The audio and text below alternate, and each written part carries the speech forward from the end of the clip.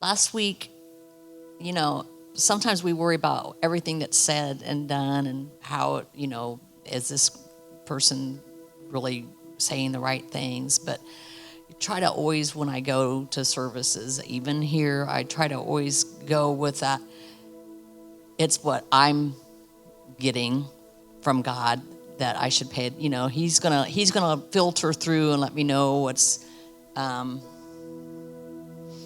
from Him and what's not of Him.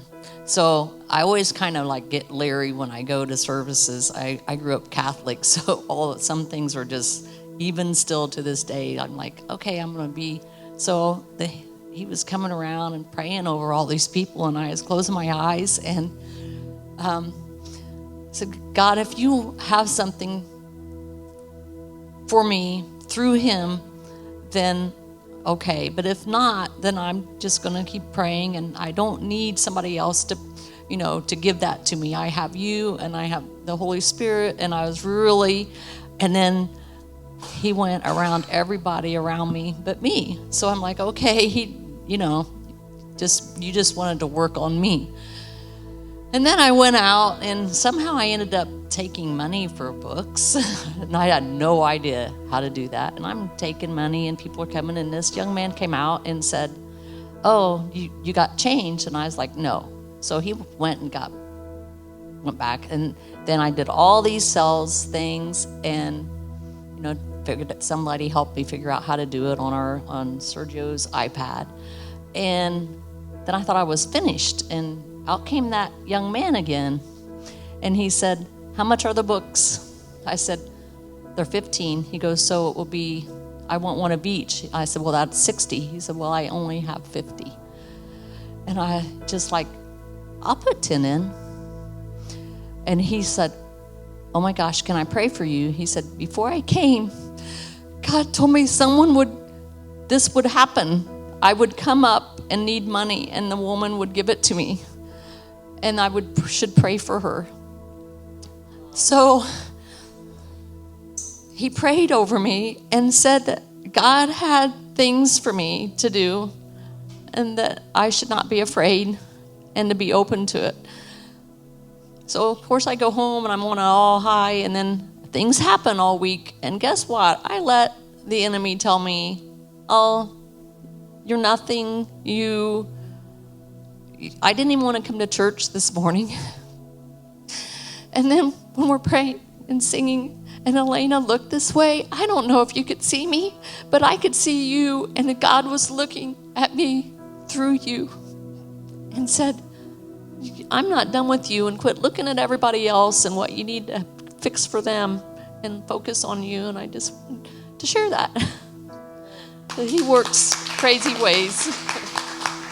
I came in with a headache, and I was kind of the opposite. I was just like, I don't need him to come pray for me because I've had that background. But anyway, he just came around and laid his hand, and I felt electricity, like the headache exploded out of my forehead. I've never felt anything like that. Could I have continued with the headache? Of course. It wasn't like something I've been carrying on.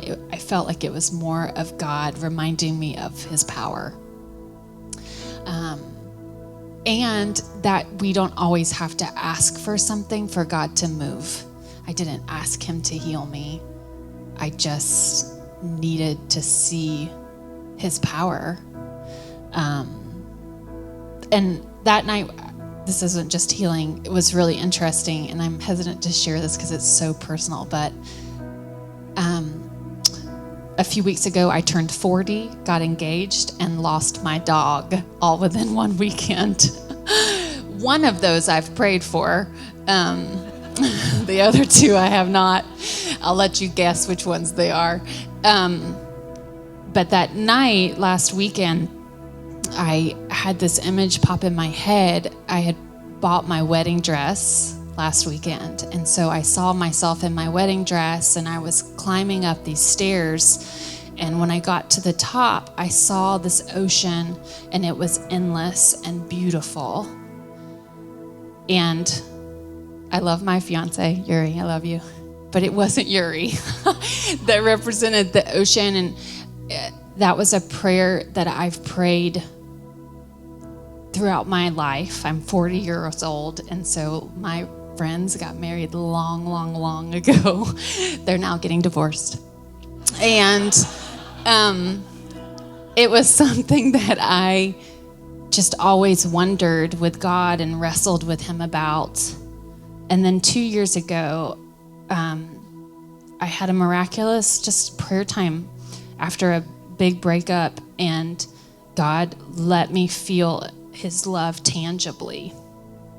And from then on, just something clicked in my head that I was like, I don't need this. Of course, if I get married, it's wonderful, but I don't need this. And I felt like I had needed it.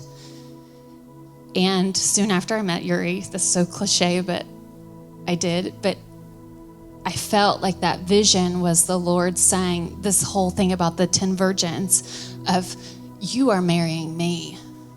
And the ocean was him, endless. And I think I had to get to that point in my life where I realized he is it. And that was a game changer. So that was a beautiful representation for me, just of arriving and presenting myself and then having that, wow, like this is the mission, this is the goal. And that whole journey was God preparing me as a bride of all the heartbreak and taking me down to the basics, and me finally being like, you're enough, you're it, you're the lottery, God, you know. And then he gives good gifts. So he gave me the additional gifts as well, just because that's his nature. And the ring. Oh, I thought you were talking about the ring the whole time. So, and that hand goes up. You know what's funny about your hand going up? I was thinking, I was actually going to ask you. I was going to be like, hey, Brian, is there anything that you want to share? I literally was going to ask you. Yeah, I'll just keep it short because I'm not good at this. And the whole time I've been trying to duck behind Farron.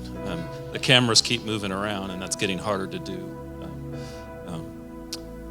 Last Sunday, I would have to say that was amazing. You could really feel the Spirit just moving. I don't think if you watched it online that you could feel it. You and I talked about it. I mean, I've been on kind of this quest, I guess, journey, whatever, but wondering what's real. Been to many churches, and I'm not really don't have enough time for that, but spent a year asking, what is real? Thinking I found the answer. But then it wasn't enough. Then it was, an experience. That was less. I watched a guy, right here. Maybe, sorry. Watched a guy, literally, he was sitting 3 chairs from me.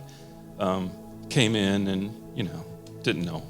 Kind of like this as the service started. And I watched that gentleman go through every emotion you can imagine. He was crying. At one point, it looked like he was mad. And then it was tears of joy. Then he was happy. And then the next thing you know, he's up and he's, all at one time. And I really keep going. I know we talked about it. I get focused on this word, ecclesia. It's in the Bible 115 times. What is it? If you look at the Greek translation, it's a calling out of an assembly. But I think it's much more than that. And I think the Western church, as we know it, it's missing. Part of what kind of led me on this, we were going to an awesome church, great pastor. But I kept wondering, you go and everybody puts on that Sunday, everything's great, everything's fine. After a while, and it was a large church, and you go, man, I must be the most miserable person here. And that's how I kind of started asking, what's real? Which led us to here, one Sunday, instead of turning right, you go left, on Sweeten Creek Road. Here we are. The car parked itself somehow. I mean, if you see the outside of this building, it doesn't even look like a church. Honestly, we came in and everything about it, the music, Sergio coming out, I think the hugging, it was just so not. I probably should have, head to the door, but we stayed and we kept coming back.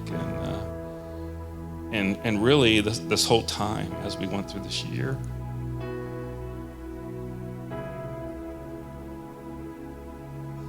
Ecclesia is sharing. It's living. It's moving. It's hard to say. You asked me what we meet Saturday, Friday. And you asked me. You said words. You kept asking me what is Ecclesia? Can you put words on it? I don't know that you can. It's family. It's sharing. How many churches have you been to that this happened?